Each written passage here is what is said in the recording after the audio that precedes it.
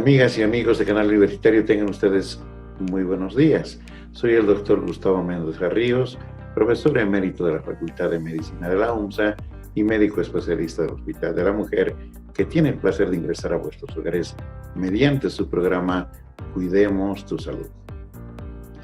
Amigos, este día hemos de tener un invitado muy especial para hablar de un tema también especial, el del cáncer que afecta al colon y al recto, a esta parte terminal del tubo digestivo, que por su trascendencia en este tiempo ocupa un lugar importantísimo entre los cánceres que afectan a los seres humanos.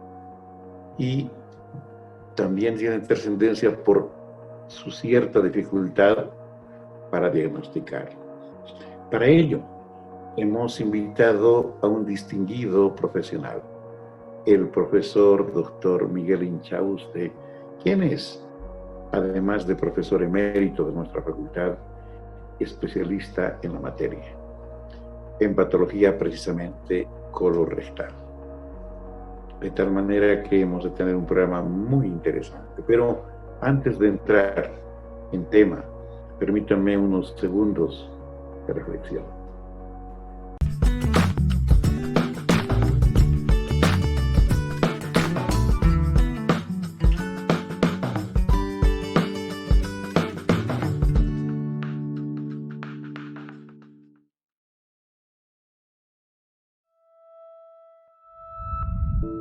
Seguimos preocupados desde esta tribuna porque definitivamente el espectáculo que nos brindan quienes son personas públicas que circunstancialmente ejercen el poder en cada uno de los circunstanciales espacios donde desempeñan sus funciones, es decepcionante. El Ejecutivo con el Legislativo parece que definitivamente no pudieran soportarse. Unos echan la culpa a otros y el interés común, el bien común, queda postergado. Fíjense ustedes, se financia al parecer, se obliga al parecer a realizar bloqueos, porque definitivamente un puñado de ciudadanos de este país se han sentido con el derecho de disponer de la vida de otros, del destino de otros. Unos pocos cientos definen si van a vivir o no van a vivir los enfermos, en este caso de COVID. Esto es inconcebible. No voy a emitir más adjetivos, pero creemos que existen leyes, autoridades, instancias que tienen que terminar con este caos. No es posible que la ambición personal o de grupo atente contra la vida de las personas, más aún de aquellas que sin oxígeno se mueren en pocos minutos. No es posible que estemos haciendo malabarismos para atender a la gente, como es el de buscar unos tubos de oxígeno de un centro para llevar a otro, porque definitivamente los oxígeno dependientes están en un hilo pendiendo su vida. Creo que ya es hora de decir basta.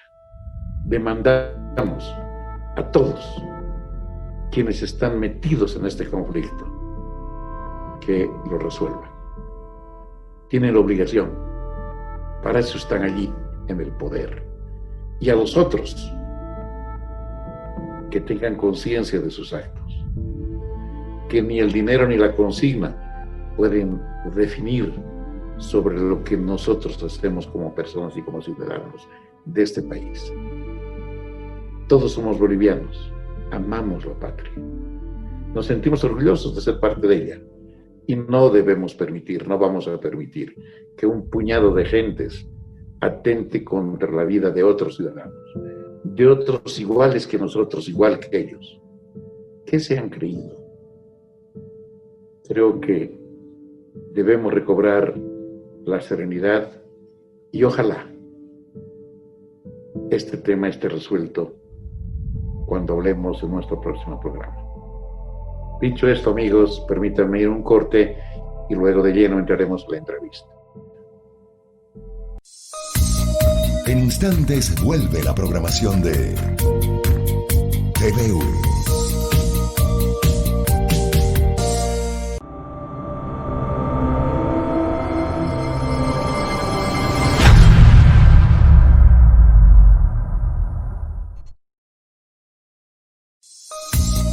Continúa con la programación de TVU.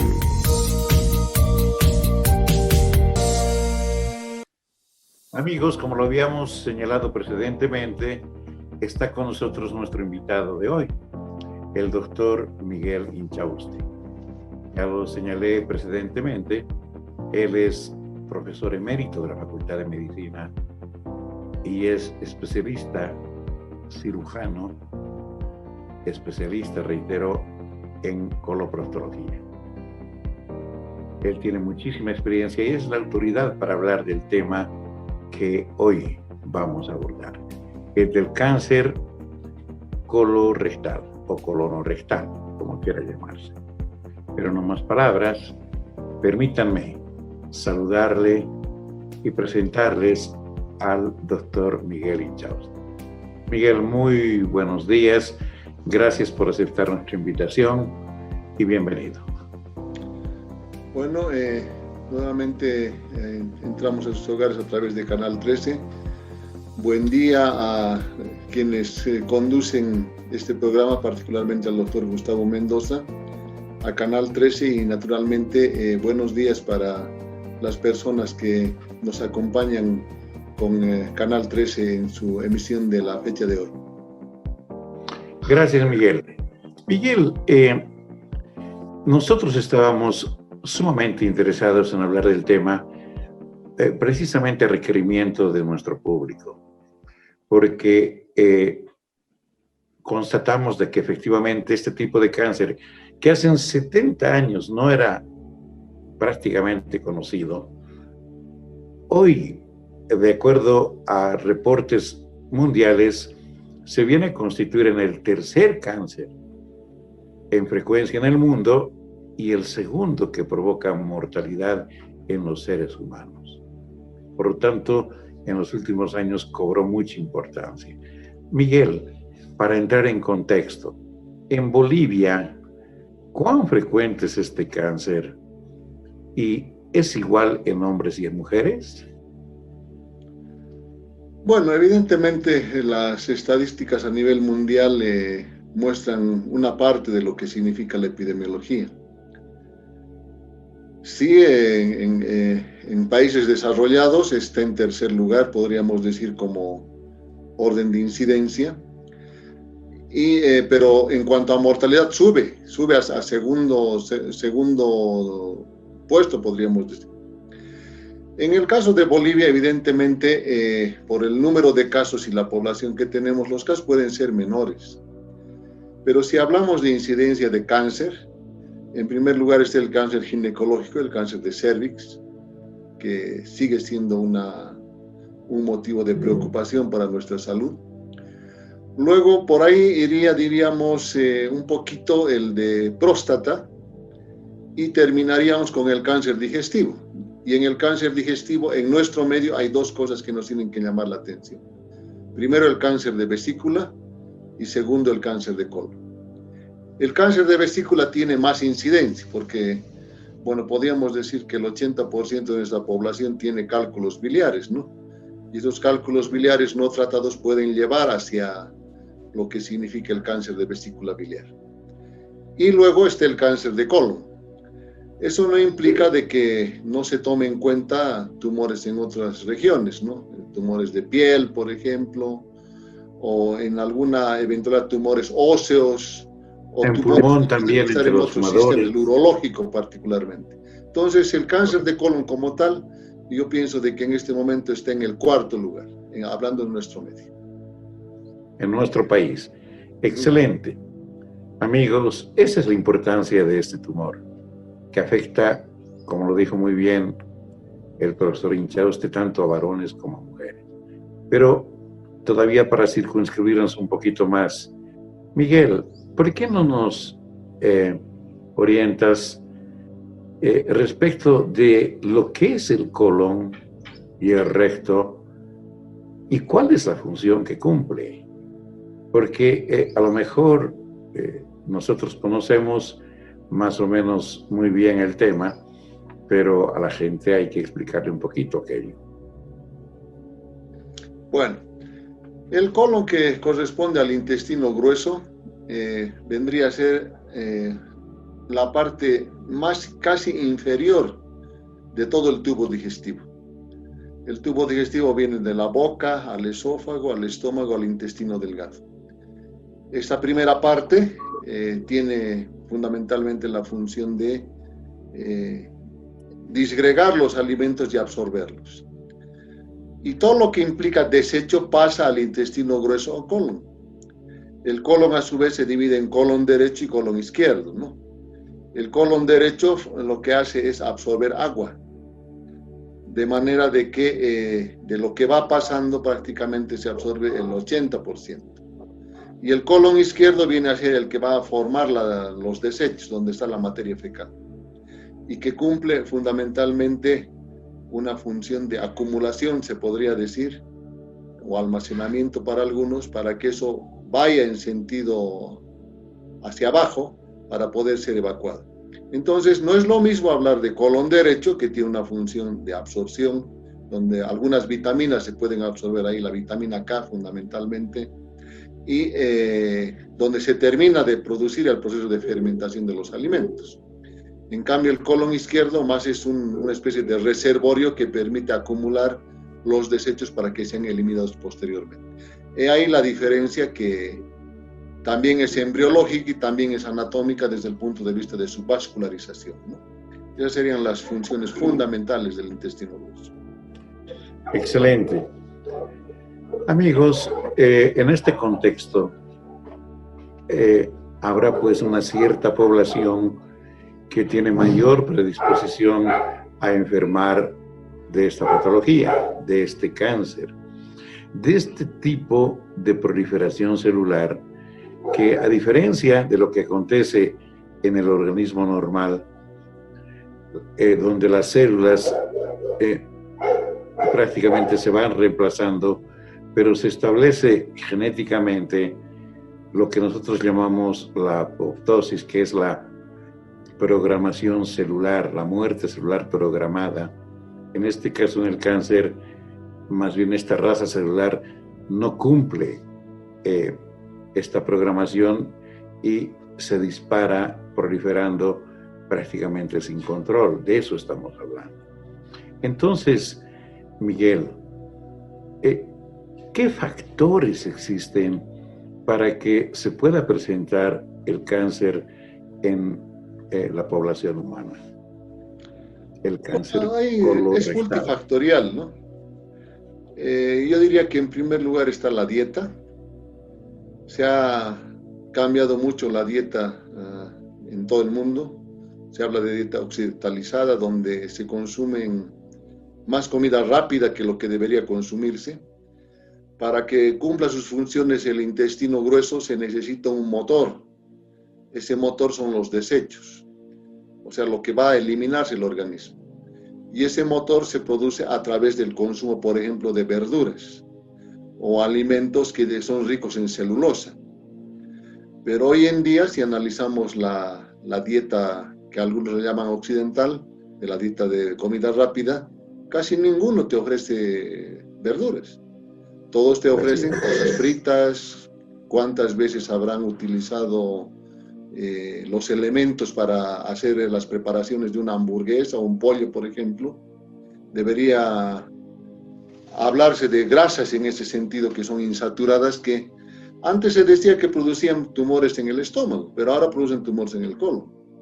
Eso se ha visto que en el Japón, por ejemplo, se ha tenido un auge con tumores de estómago. se ha controlado bien aquella situación y ahora se tiene podríamos decir, una invasión de pacientes con tumores de colon. Ese es el primer factor, la dieta. Dieta que tiene poca cantidad de líquido, de agua, y que tiene residuos más que nada vinculados a alimentos muy procesados, ¿no? Muy procesados. El segundo factor podría ser genético o hereditario, como quieran llamarlo. Se ha visto de que hay familias con tumores de colon. Si ha tenido el abuelo, puede tener el hijo, el nieto, el bisnieto, etcétera, etcétera. O si tiene la tía, que sería en segundo o en tercer grado, puede tener también el sobrino. Y el componente genético está referido a lo que se llaman algunas alteraciones vinculadas a algunas enfermedades muy particulares, como el síndrome de Lynch o la poliposa neumatosa familiar, ¿no? Antes, bueno, todavía se sigue afirmando. Los pólipos son tumores benignos. Ese tumor benigno puede evolucionar hacia el cáncer y formarse un tumor maligno. Entonces son los factores fundamentales. Y a ellos se puede añadir algunas enfermedades inflamatorias del intestino, como la colitis ulcerativa, la colitis isquémica, que van a producir alteraciones a nivel de la mucosa. En consecuencia, no se puede establecer con precisión, decir, este es el único factor, ¿no? Sino son varios factores que tienen que intervenir. Donde naturalmente una que trasciende mucho es la parte de la dieta. También, Miguel, acá el cigarro tiene particular importancia, ¿verdad? Tiene. O sea, todo lo que es cigarrillo implica el que se formen ciertos elementos que, aunque se eliminen a través del humo, pueden pasar al tubo digestivo. Pueden pasar y sufrir un procesamiento más abajo. Mucha gente dice, pero ¿cómo? Si se fuma por la parte de arriba, aparece un tumor abajo. Es que esos factores implican no solamente la migración de los compuestos sólidos que puede existir en el humo, sino algunas cosas vinculadas a las bacterias, ¿no? Las bacterias que normalmente en los deberían procesar aquello, pero no procesan. No procesan y eso sigue su camino para que se desarrollen tumores vinculados al tabaco fundamentalmente. Excelente. Una pregunta más en este sentido. Miguel, el cáncer, el tumor maligno, puede iniciarse en cualquier lugar del intestino grueso, que en este caso estamos hablando del colon. Puede o hay una desarrollarse en cualquier lugar, ya sea en el colon o en el recto. Perfecto. No hay predilección por algún lugar en especial, ¿no? Puede originar, estamos hablando de posibilidades. Y la última, para cerrar este pequeño segmento. Una vez que se origina el tumor, ¿cómo se disemina? ¿Cuáles son las vías de diseminación del mismo? ¿Por qué no se queda en el lugar? ¿Cuál es la evolución natural de la enfermedad? Bueno, lo que ocurre en la historia natural de la mayoría de los tumores es de que el órgano donde se origina tiene circulación. Tiene circulación nutricia a través de las arterias, circulación de retorno a través de las venas y tiene circulación linfática. Entonces, estos elementos, especialmente la circulación linfática y la circulación venosa, hace que estos tumores puedan diseminarse muchas veces a distancia, ¿no? Un ejemplo, puede haber un tumor en el lado derecho, pongámosle en el colon ascendente, que no le da ninguna molestia, y aparecer otro en el lado izquierdo, que sí le puede dar molestia. Entonces, al hacer el estudio, se encuentra de que hay dos tumores, uno en el lado derecho, otro en el lado izquierdo. Pero ¿cómo es posible aquello? Eso es lo que se llama tumor sincrónico, se pueden aparecer en varios lugares. Primera cosa. Ahora, en el mismo lugar donde se implanta, por la circulación linfática, puede atravesar las diferentes capas que tiene el intestino. Comienza en la más interna, que es la mucosa, pasa un poquito más abajo a la submucosa, e invadir regionalmente. Y hacer su crecimiento diseminándose al mismo tiempo por vía linfática. Entonces, lo habitual es de que la mayor parte de los tumores tengan crecimiento local, en el punto donde han comenzado, y regional, hablando de un segmento, qué sé yo, de unos 5 o 10 centímetros de órgano, podríamos decir. Eso a través de lo que pueda significar el crecimiento en implantación en ese lugar. Pero eso no significa que no hayan en otros niveles, ¿no? Como ya se había más o menos dado a entender hace un momento. Pero también pueden salir del área y pueden ir a órganos mucho más alejados, pulmón, por ejemplo, que sería un otro tipo de diseminación, a lo que aprovecho para decirle a la gente, es lo que nosotros llamamos metástasis, ¿verdad? Bien, Miguel, hemos de seguir hablando del tema, pero amigos, permítanme ir en este momento a un pequeño corte, por favor.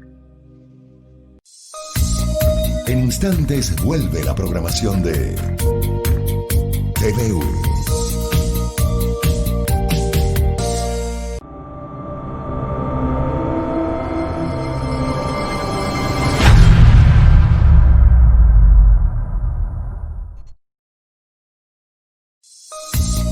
Continúa con la programación de TVU.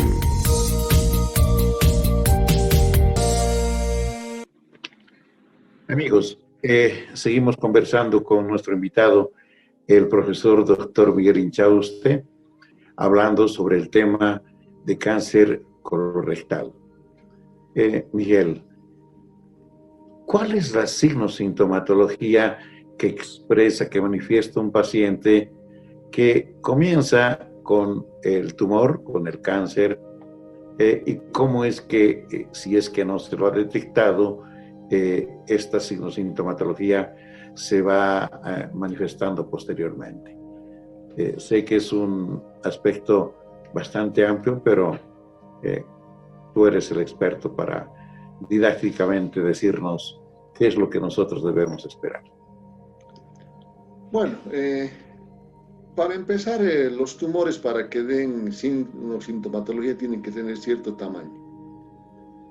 Eso fundamentalmente se refiere a que muchas veces se busca dolor o se busca alteración en las deposiciones, ¿no? O tumor también, ¿no? O presencia de tumor, obviamente. Pero el dato más orientador, podríamos decir, es de que haya sangrado. Sangrado que a veces no es percibido como tal.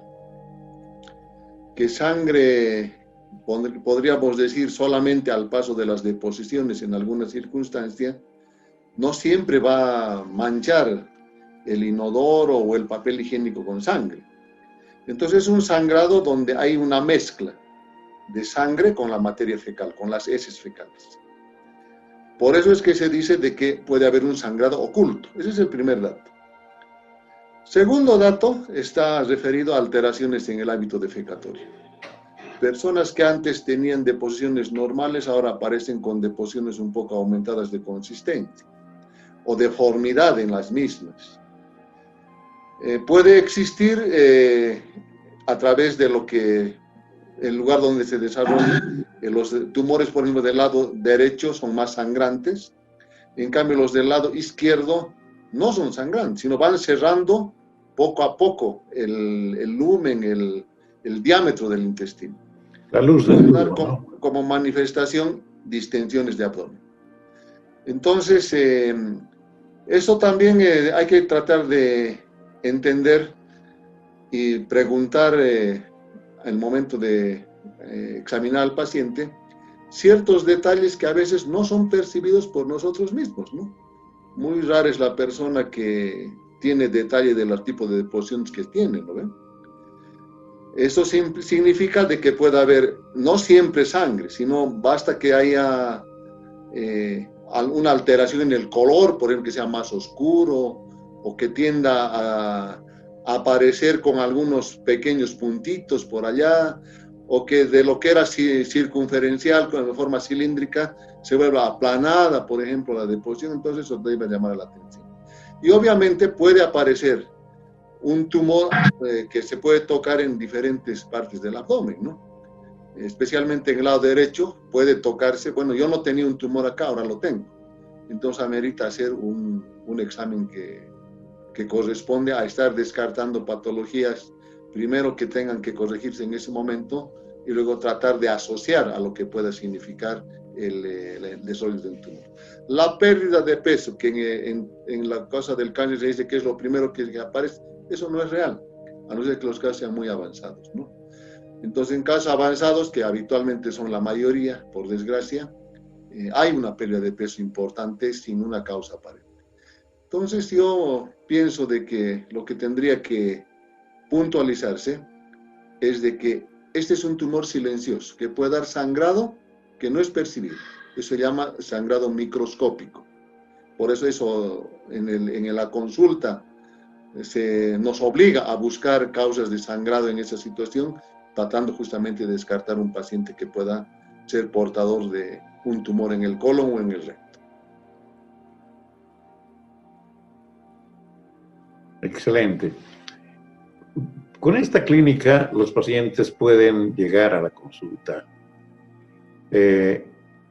Yo te voy a pedir que más adelante aclaremos, cuando hablemos del laboratorio, lo que es la sangre oculta, básicamente, pero además es un procedimiento que se puede utilizar en la prevención.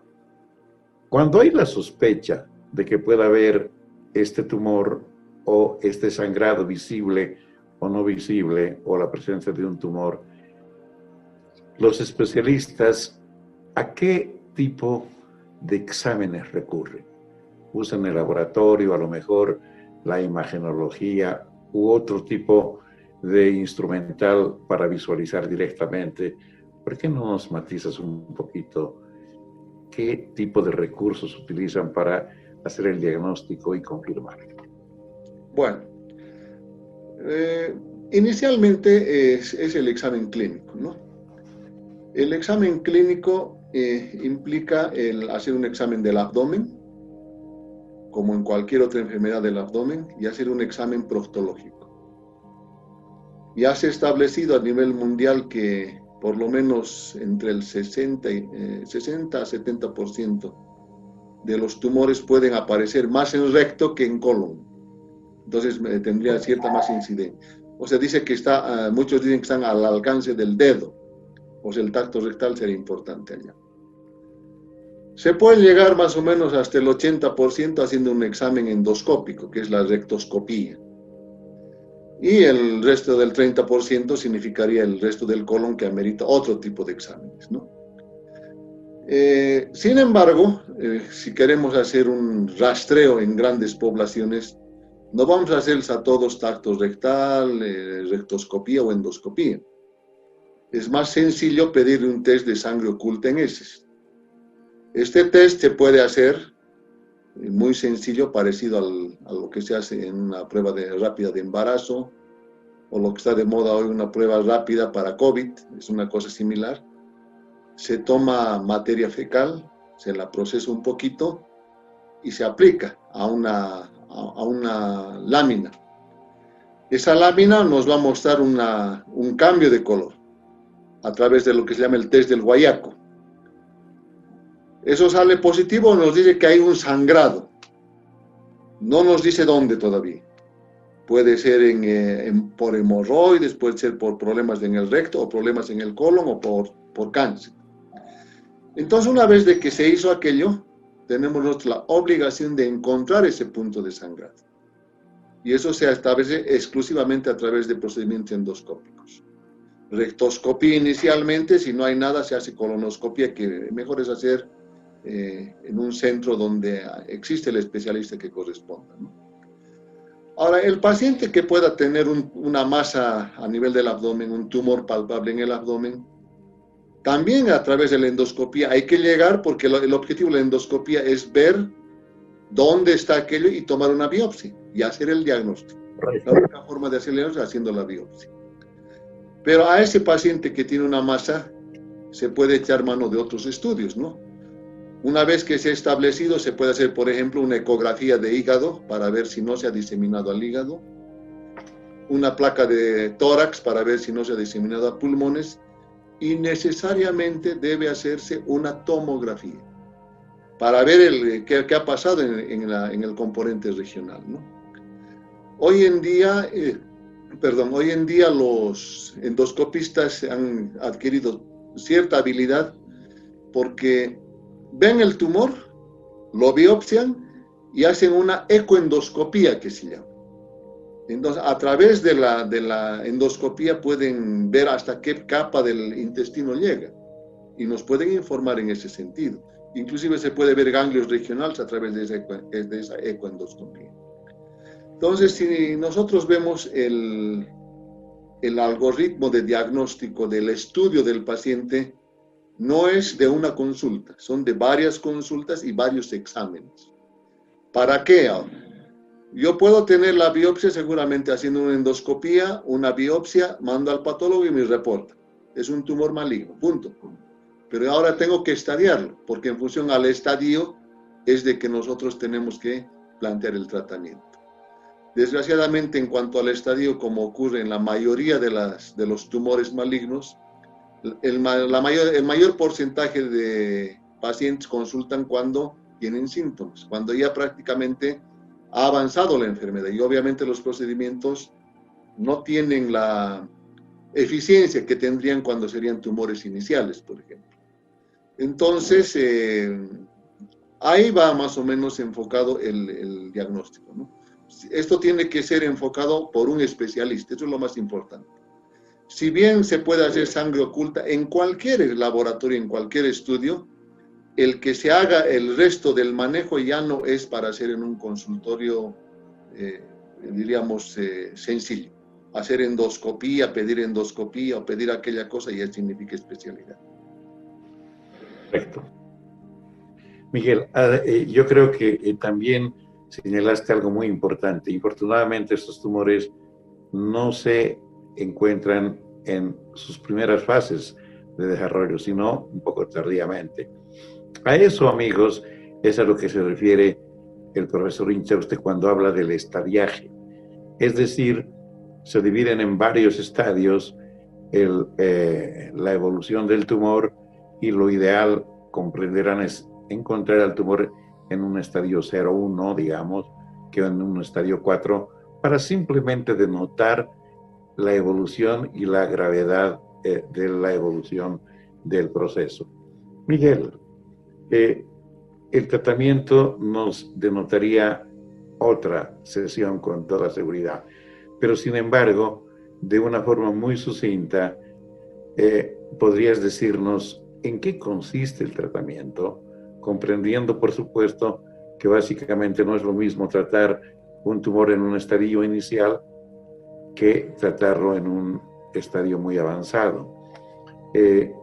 Por favor, te ruego que nos orientes al respecto. Perfecto. Vamos a ser sencillo. El tumor puede estar localizado solo en el colon. Una posibilidad, ¿no? Segundo, que tenga un compromiso regional de ganglios linfáticos, diseminación linfática. Y tercero, que tenga metástasis a distancia, al hígado, al pulmón. Entonces, en tumores de colon, exclusivamente de colon, la cirugía es el tratamiento de elección para la mayoría de los estadios. El estadio 1 y 2 te dan una sobrevida muy buena, entre 80 y 90% a los 5 años. Si llegamos a 90 a los 5, podemos bajar a 80 a los 10 años. Cuando estamos hablando de estadios, significa estadio 1, estadio 2 o tumor in situ.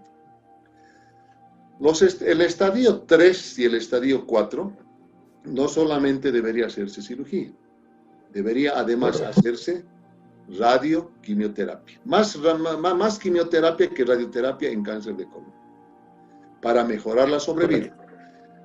Cabe mencionar de que en el estadio 1, si estamos hablando de 90% de curación a los 5 años, bajamos entre 70 y 80 en el estadio 2, entre 60 y 50 al estadio 3 y menos de 50, 40, 30 para el estadio 4. En el caso del recto, utilizando lo mismo, no es, diríamos, el complemento que tiene que hacerse a través de la radioquimioterapia. Es mejor comenzar al revés, dicen algunos. se hace radioquimio para bajarlo de estadio. Estar en estadio 3, lo bajamos de estadio 2, digamos. Y luego recién se hace cirugía después de un tiempo perentorio. Cirugía. No se hace radioterapia en tumores de colon habitualmente, pero en tumores de recto sí.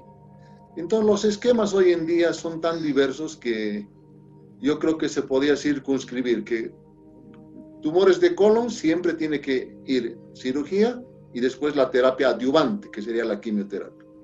En el caso de tumores de recto se comienza primero radioquimio, eso se llama terapia neoadyuvante. Neoadyuvante, sí, correcto. Neoadyuvante, luego podría ir a cirugía y en determinadas circunstancias podría continuarse con terapia adyuvante también, pero con radioquimio nada más. Entonces, ese más o menos es el manejo que se hace. Ahora, hay mucho detalle en esto de estadio del tumor, tamaño del tumor, forma de diseminación, etc. En los estudios laboratoriales habitualmente se piden dos antígenos, ¿no? El antígeno carcinoembrionario y el antígeno CA19-9. No son para hacer diagnóstico. Esos marcadores tumorales para cáncer de colon son para hacer el seguimiento. Yo traté a un paciente que estadio 2, por decir, DUX2, se lo ha operado, tenía un nivel de carcino embrionario, por ejemplo, de 8. Después de un tiempo le hago un control y eso tiene que haber bajado. Pongamos que bajaba a 5 o menos, 4. Y en las siguientes sesiones yo tengo que ir haciendo control de aquello. Si eso empieza a subir de nuevo, significa de que hay nuevamente tumores. O no hay nuevamente tumor, hay nuevamente cáncer que está desarrollándose. Y eso amerita hacer otro tipo de manejo, naturalmente. Excelente. Gracias, Miguel. Fuiste muy claro, efectivamente. Así es. Amigos, hemos de seguir conversando con el profesor Inchauste, pero ahora permítanme ir a un corte, por favor.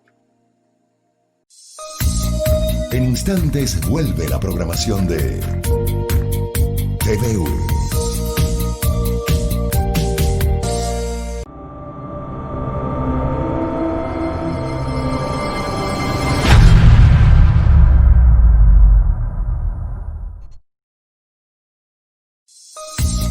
Continúa con la programación de TVU.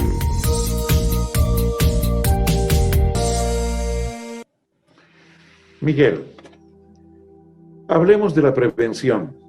Definitivamente es la parte más flaca habitualmente en la población boliviana en general. La gente no hace prevención. ¿Cómo podemos hacer prevención de este tan particular y tan importante tumor que por su ubicación genera cierta dificultad? Bueno, primero, la prevención comienza por lo que significa la dieta. Se tiene que incentivar a que se consuma dieta sana lo más sana posible. Que se consuma 2 litros de agua y que consuma por lo menos 3 veces a la semana verduras, que nos van a permitir que haya un buen funcionamiento del intestino y eso llegue sin residuos a la parte distal. Punto 1 aquello. Son tumores que habitualmente los vemos a pacientes mayores a 40 años, por lo general. Eso no quiere decir que no haya más jóvenes, ¿no? Entonces, a partir de los 40, no es muy agradable el decir, bueno, a todos hay que hacerles examen rectal.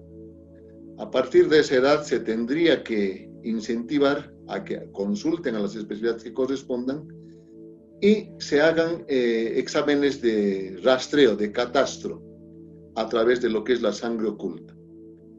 La sangre oculta en heces, o desde el guayaco, o hemocult, como pueda llamarse, es una prueba muy sencilla, donde no se hace ni un pinchazo, simplemente se lleva materia fecal al laboratorio y el laboratorio procesa esa muestra como se procesaría para detección de parásitos, por ejemplo. Con la diferencia que va a procesar a través de un procedimiento bioquímico y que va a reportar si es positivo o si es negativo. En grandes poblaciones se hace aquello. Si un paciente salió con sangre oculta positivo y hemos descartado la primera causa, que sería hemorroides, tenemos la obligación de buscar dónde sangra aquello. Y ahí vienen estudios de endoscopía. Anoscopía para problemas del ano, rectoscopía o rectosimodoscopía para problemas del recto y colonoscopía para problemas del intestino grueso como tal, para todo el colon. Entonces, la mayor parte de las veces se queda en rectosimodoscopía. Muy rara vez está indicado el hacer una colonoscopía completa.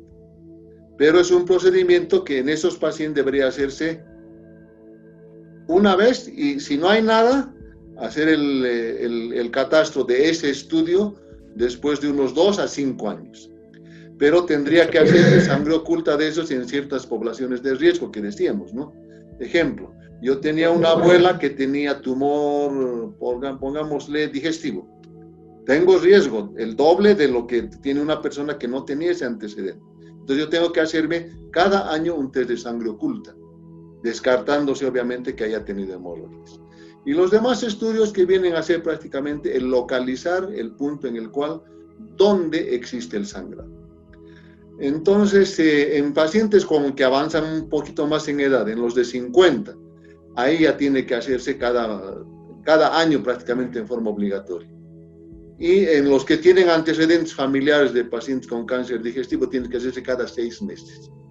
Entonces, fíjense, la forma de prevención significa hacer una buena dieta y hacer los controles que correspondan. Así como en ginecología se estimula para que se haga Papa Nicolau al año, acá se tendría que hacer sangre oculta al año a partir de los 40 más o menos, ¿no? Esa sería la forma de prevención. Ahora, naturalmente, el que se tenga un resultado puede tener múltiples interpretaciones. Ese resultado tiene que ser analizado por el especialista que corresponda para que le orienten el camino que corresponde también. Muchas gracias, Miguel. Distinguidos amigos, el profesor Miguel Incha, usted fue absolutamente claro en exponer el tema. La prevención, como en todo, no solamente es más barata, sino muchísimo más efectiva. Y por eso recurrimos a ustedes, a las personas que han superado los 50 años particularmente, a buscar el asesoramiento correspondiente para que en un centro médico pueda realizarse un examen preventivo que permita, ojalá, descubrir prontamente en sus inicios este tipo de tumor. Miguel, antes de despedirnos, entonces, en los hospitales que cuentan con ciertas condiciones, es posible realizar toda esta gama de procedimientos que tú has señalado, ¿verdad? Claro, todos los hospitales públicos donde se tiene laboratorio piden sin ningún inconveniente el test de sangre oculta en heces cuando se tiene una molestia en ese sentido. O sea, no es un test que se haga solamente en un laboratorio, es como pedir un examen de sangre o pedir un examen de buscar parásitos en las heces. Simplemente se tiene que puntualizar que sangre oculta en heces, hay que buscar sangre oculta en heces. En todos los hospitales, inclusive ahora que se trabaja con el SUS, está dentro del SUS, o sea, del Sistema Único de Salud, el que se pueda pedir sangre oculta en heces. O sea, no es privativo ni patrimonio de ningún laboratorio, podemos decir. Todos los centros que hacen el manejo de exámenes generales lo pueden hacer sin ningún inconveniente. Correcto. Y obviamente a partir de ahí se buscará la especialidad que corresponde para proseguir, en su caso, los estudios y diagnóstico y tratamiento correspondientes. Miguel, muchísimas gracias por habernos acompañado en esta sesión y quisiéramos, como siempre, comprometerte para que en una siguiente vez podamos compartir sobre otro tema tan importante como este. Miguelito, tus últimas palabras, por favor. Bueno, agradecer a Canal 13 y al programa Cuidando tu Salud. Agradecer también al doctor Mendoza porque nos permite entrar a los hogares de las personas para tratar de orientar en algunos temas que son desconocidos y que con seguridad van a mejorar la salud de nuestra población. Gracias y hasta una próxima oportunidad. Gracias a ti, Miguel. Amigos, esto fue todo por hoy. Realmente esperamos que el programa haya sido de vuestro agrado. Nos comprometemos, como siempre, a retornar muy renovados en la siguiente sesión.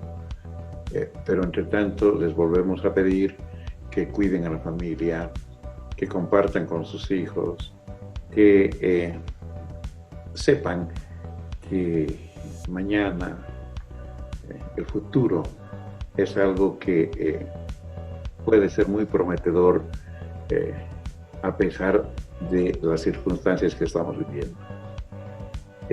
Yo creo que las personas con vida son las que definitivamente pueden proyectar el futuro. Aquellas que no están con nosotros ya no pueden contribuir absolutamente con ella. Que tengan un lindo fin de semana y muy buenos días.